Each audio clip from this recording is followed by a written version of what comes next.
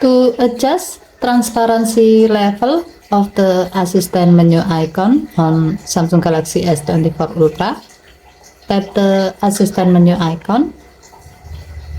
Swipe the menu screen to the left or right to find the menu setting. Tap the menu setting. To adjust assistant menu icon transparency level, you can slide the adjustment bar below transparency to the right to get more transparent icon, or you can slide the bar to the left to get more solid icon. As the example, you can set the transparency level to a lower level if you like to have more visible assistant menu icon. Okay, thank you for watching. Please help to like and subscribe. Have a nice day.